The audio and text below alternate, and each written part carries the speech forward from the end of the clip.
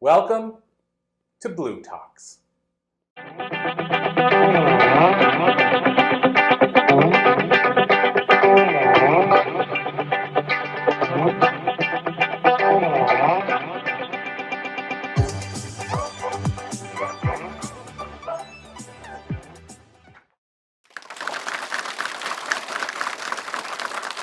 welcome, thank you guys so much. This is obviously like a podcast interview. We like to mix this in so that the day feels, it's not speaker. It's, speaker, then podcast interview, then, some point today we'll probably do a few prizes. Like we like to mix it up. I will tell you, everybody, just for being here, I still have to figure out the logistics on this, if speakers are included, but everybody that clocks into a Blue Talks event this year, at the end of the year, we're doing a draw for a $5,000 trip somewhere. You get to pick the where, but I decided for the whole year, everybody that's been involved in anything we're doing is in that draw. So just by being here, you're in that draw. So having said that, like I said, we're gonna do a podcast interview. We have two back-to-back, and I decided I love doing this because I realized I wanted to take, and I'd love to still do it, take the podcast on the road and kind of just tour doing a podcast. There's a few people doing that, and I love that environment because you're in front of a live audience. And so, having said that, let's dive in. So John Tighe is here with me. John Tighe is the, in a lot of ways, I see him as the author's author. And how I met John, because it ties into what we're going to talk about, is he had a thing called Crush It With Kindle. And I say had, he still has it. But I signed up for his Crush It With Kindle program. And at the same time, we got on each other's podcasts. This goes back like 10 years. And we started building a relationship from there. And I've watched him be continuous in the industry, consistent. And so, John, that's a little bit about you. Is there anything else you want to share before we dive into, I think, talking maybe today a little bit about AI? I know you're going to be here tomorrow doing a bit of training, but today I think we want to talk a little bit about AI. So can you tell us a little bit about yourself if there's anything I missed? Well, yeah, I'll keep it mercifully brief. So yeah, I've been teaching publishing and self-publishing and book marketing for 12 years now. I have to keep updating that number. So yeah, 12 years. Prior to that, I was a corporate lawyer, so we like to joke about being recovering lawyers. There's a few of us about, but yeah, there's more than that, but that's all we need for right now. No, that's perfect. And I guess let's dive right in to the book side of things. I mean, I'll be very, because this will build into what we're talking about with AI. I'll be very transparent. When people ask me why I put my book out so soon, because I did it with a traditional publisher, and John will probably attest to this. Normally with a traditional publisher, you could be looking at 2 or 3 years from the time the book is handed to them. And I told them 4 months. I said, it's 4 months if you want to have the book. And they're a New York publisher, and they wanted the book. So we did it. The reason I did it, which I don't share that often, is because of not fear, like scared, like 1984 scared, but just from a fear point of view, if I don't know what AI is going to do to the book world in terms of quality of books, how quick they're going to come out, who's going to be writing them. And my fear was the type of book I'm doing is like meant to be like The Alchemist or Celestine, where it's a book that's meant to reach a wide audience, but it's fictional, it's kind of literature in terms of the approach. And I was scared it would get lost if the quality of books goes down, which I don't know that it will, John. That was my fear, but it was all related to AI. I just don't know what the future is going to look like. So rather than wait, I just said, let's get it out before that happens. So having said that, let's dive into AI and talk about how it's not so scary. So what do you see as the purpose of AI when you're helping people with their books? So what I've tried to, I did a course on AI, and not dissimilar to you in your book, I made the decision at the beginning of this year. And the reason I made that decision was because I thought if I don't get on top of the AI, I've been dabbling with it like a lot of people, I've been playing around, but not really got that far. And one of the reasons, which I'll come back to, is I couldn't get it to, I wasn't happy with the kind of output. It was great for brainstorming and stuff like that, but I wasn't getting, it didn't sound anything like me. So for content creation and stuff, I was like, okay. But I thought I need to get my head around this, because otherwise in a couple of years' time, I'm going to be out of business. I was looking at not just the speed it was moving at, but the number of other people who are adopting it. I thought I need to understand this, and I need to figure out how I can fit this into my business. But at the same time, I wanted to do a couple of things. One is to find a way of using AI and have it in my own voice, and obviously be able to teach that to my clients and my students. But also secondly, and this is really key, to do it in a way that was ethical. So what I don't like and there are lots of programs where you can pay an amount of money to get a piece of software, and you answer a few questions, and it will spit something out for you, and that is your book or that is your content. And of course, I don't know, maybe I'm a bit of a purist, but I think if you write a book and you don't know what's in the book, it's maybe not your book. So what I wanted to try and engineer, if I could, and I didn't even know if I could do this at the beginning, I wanted to try and set something up where the AI was a tool to augment you as an author.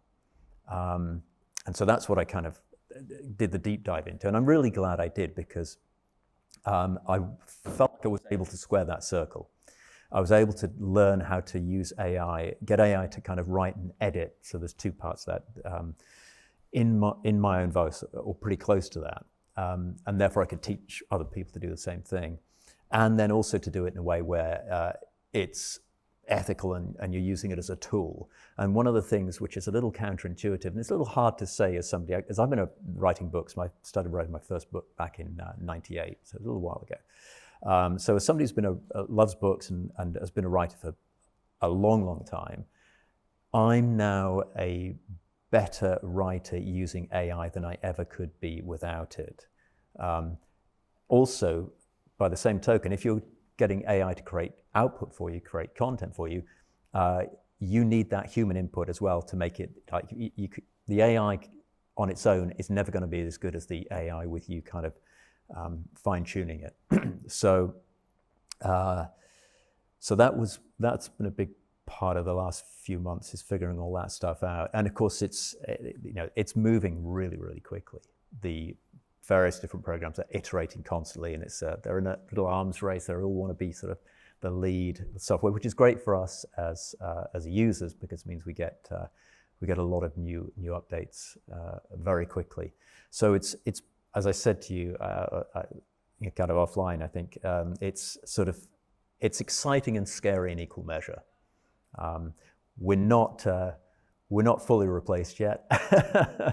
There is definitely a place for that creativity. And one of the big things is that AI can help you to focus more on the creative stuff. So it can do some of the kind of grunt work and some of the more tedious stuff. It can do that very quickly, very efficiently, which computers have always been able to do for a long, long time, but AI's taken it to a whole new level. And that allows you to focus on the more thinking intensive stuff, the more creative stuff. It gives you time to interact with people more. And so that's good. And there's another thing which is worth having in mind, which is that AI is not going to put you out of a job.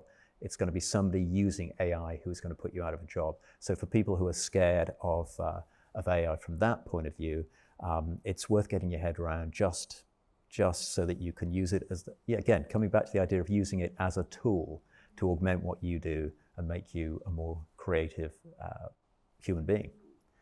So one of the things, it's so wild that you just said what you did at the end there, because I was going to mention that is I follow, and I can't think of her last name. I probably butcher it, so I won't say it, but Chris Whitfield and Jen, I can't remember her last name, who just wrote a book about, I don't know if you know who I mean, but they're really into branding. They're into the media side of things.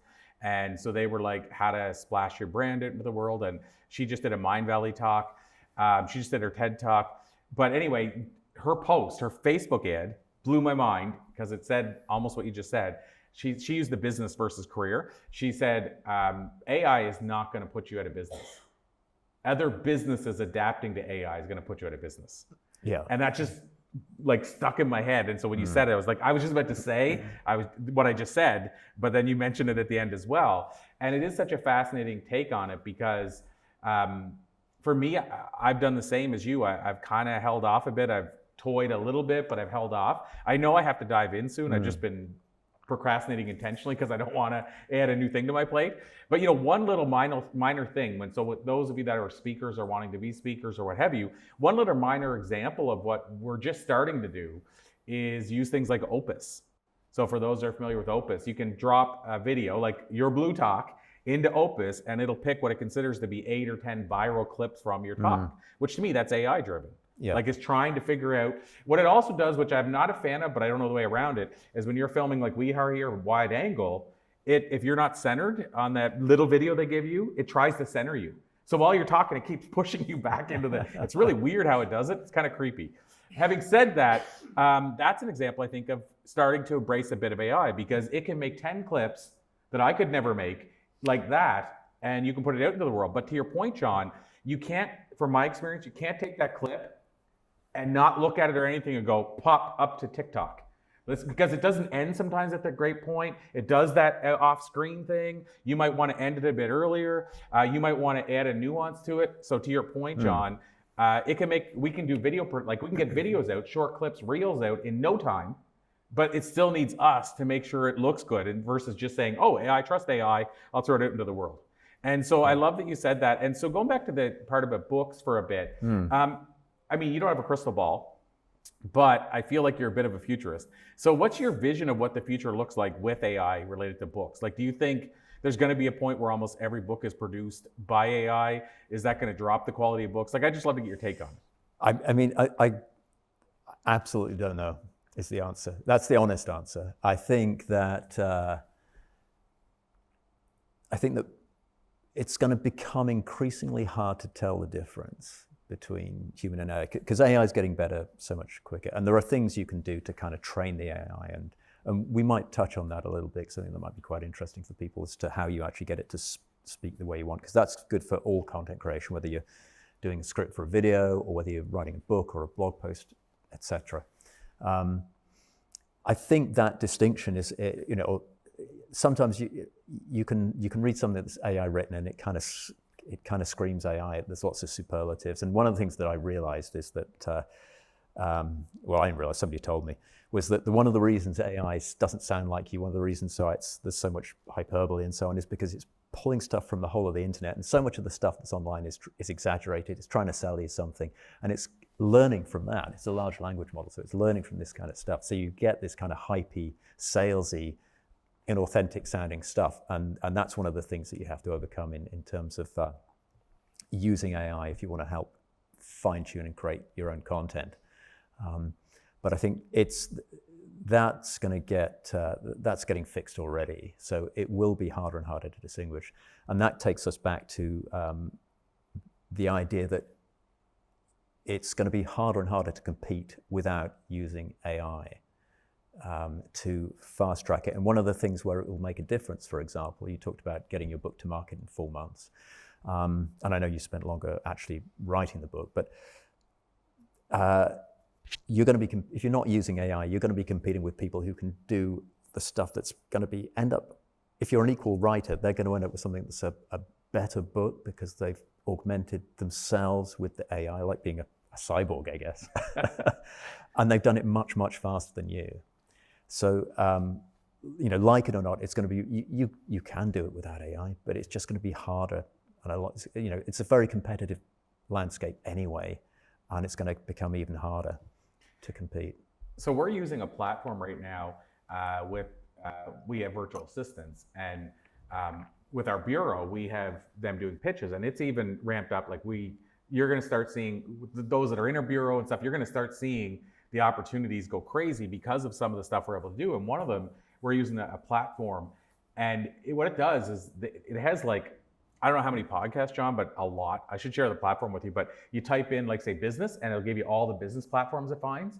And it actually somehow, however they scoured it, it has their email for that show, so you can literally just send it to the show. So before, we would have to go on, find the show, say on iTunes, then go on their website, try to find the contact. In this case, we just go show here, click pitch, and then immediately, and here's the thing about AI, it puts in a like, hey, Melissa, great to see your show, et cetera, et cetera. So in theory, if AI was written exactly in your voice, or you trained it to do it, you could go pitch John Tighe on his show.